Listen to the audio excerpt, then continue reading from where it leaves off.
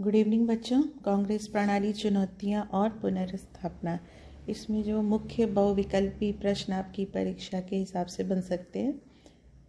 पहला है गैर कांग्रेसवाद का नारा किसने दिया, ये एग्जाम में आया भी है, डॉक्टर राम मनोहर लोहिया। अगला है नेहरू जी की मृत्यु के बाद प्रधानमंत्री कौन बने। नेहरू जी की मृत्यु के बाद कार्यवाहक प्रधानमंत्री थे गुलजारी लाल नंदा, लेकिन फुल फ्लेज प्रधानमंत्री बने श्री लाल बहादुर शास्त्री।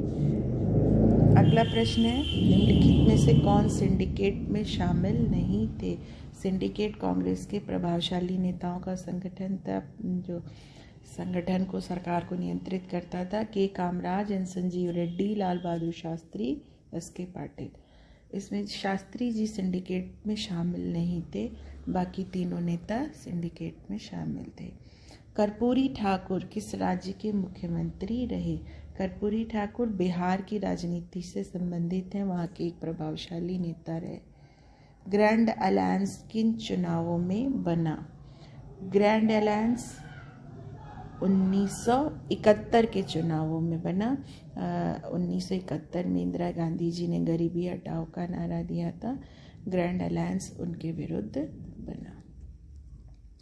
किस वर्ष के चुनावों को राजनीतिक भूकंप की संज्ञा दी जाती है। 1967 के चुनावों को राजनीतिक भूकंप की संज्ञा दी जाती है। ऐसा क्यों? क्योंकि 1967 के चुनाव में पहली बार कांग्रेस की वोट शेयर और उनका सीटें लोकसभा में और राज्यों की विधानसभाओं में काफ़ी कम हो गई अचानक से, इसीलिए इस परिवर्तन को राजनीतिक भूकंप कहा गया।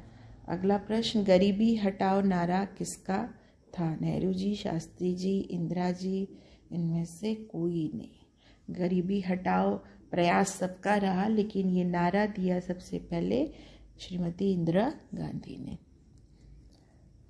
फिर है 1969 में राष्ट्रपति बने डॉक्टर जाकिर हुसैन, श्री वी गिरी, नीलम संजीव रेड्डी, श्री फखरुद्दीन अली अहमद। यहाँ सही उत्तर है श्री वी गिरी। डॉक्टर जाकिर हुसैन की मृत्यु के बाद 1969 के चुनाव हुए थे, जब वी गिरी और नीलम संजीव रेड्डी के बीच, और इसमें विजयी रहे स्वतंत्र उम्मीदवार श्री वी गिरी। प्रिवी पर्स किस प्रधानमंत्री ने समाप्त किया। देशी राजाओं को दिया जाने वाला सरकारी भत्ता और उनकी निजी संपदा, इसको समाप्त किया श्रीमती इंदिरा गांधी जी ने 1971 में संविधान संशोधन के माध्यम से। पहली पूर्ण बहुमत वाली गैर कांग्रेसी सरकार किस राज्य में बनी। पहली पूर्ण बहुमत वाली गैर कांग्रेसी सरकार तो कई बन चुकी थी। पहली बार जिस दल को पूर्ण बहुमत मिला वो गठबंधन नहीं, बल्कि एक ही दल को पूर्ण बहुमत मिला, वो था डीएमके, द्रविड़ मुनेत्र कड़गम। मद्रास प्रांत में उसने सरकार बनाई 1967 में। आया राम गया राम किस परिघटना से संबंधित है। राजनीति की किस परिघटना को आया राम गया राम कहा जाता है। सिंडिकेट की गतिविधियां, प्रिवी पर्स की समाप्ति, दल बदल, 1969 के राष्ट्रपति चुनाव। सही जवाब है दल बदल। जल्दी जल्दी दल को बदलने वाली जो प्रक्रिया थी सदस्यों के द्वारा, उसे कहा गया आया राम गया राम। गरीबी हटाओ नारा किन लोकसभा चुनाव में दिया गया। 1971 में इंदिरा गांधी जी के द्वारा दिया गया, और ये उनकी लोकप्रियता का एक बहुत बड़ा कारण था। शास्त्री जी की मृत्यु के बाद प्रधानमंत्री बने। नेहरू जी की मृत्यु के बाद शास्त्री जी प्रधानमंत्री बने, और शास्त्री जी की मृत्यु के बाद श्रीमती इंदिरा गांधी प्रधानमंत्री बनी। 1967 के चुनावों के मुख्य परिणाम रहे। पहला, कांग्रेस की सीटों व वोट प्रतिशत में कमी आई। 9 राज्यों में गैर कांग्रेसी सरकारों का गठन हुआ। गठबंधन और दल बदल का आरंभ, या उपरोक्त सभी।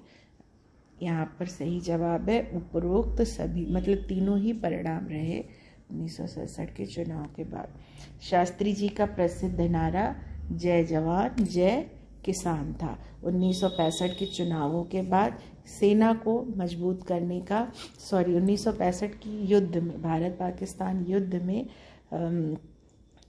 ये महसूस किया गया कि भारत की सेना मजबूत होनी चाहिए, और जो अकाल और सूखा पड़ा 66 में, उससे ये नीति निर्माताओं को मिला दिशा की देश की सेना और देश के किसान और कृषि का विकास जरूरी है। तो जय जवान जय किसान का नारा दिया गया श्री शास्त्री जी के द्वारा। 1969 के राष्ट्रपति चुनाव में कांग्रेस की तरफ से उम्मीदवार थे श्री नीलम संजीव रेड्डी। डॉक्टर राम मनोहर लोहिया किस दल से संबंधित थे? डॉक्टर राम मनोहर लोहिया भारत के एक प्रमुख समाजवादी विचारक रहे हैं, और इनकी पार्टी थी संयुक्त समाजवादी दल। स्कूली बच्चों को दोपहर का भोजन देने की योजना किसने आरंभ की?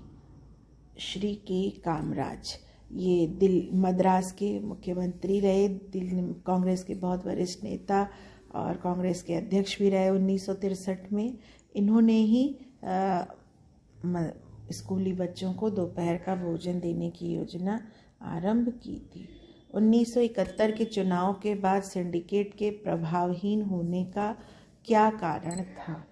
1971 के चुनाव में सिंडिकेट के प्रभावहीन होने के कारण उनके प्रमुख नेताओं की चुनावों में हार, या इंदिरा गांधी जी की लोकप्रियता में वृद्धि, या उपरोक्त सभी, या ये दोनों ही नहीं। यहाँ सही जवाब होगा उपरोक्त सभी। वो नेता चुनाव हार गए और उसी के व्यतिक्रमानुपात में इंदिरा गांधी जी की लोकप्रियता बढ़ती गई, अतः ये नेता प्रभावहीन हो गए। इन प्रश्नों को आप सभी याद करिए और रिवाइज करिए।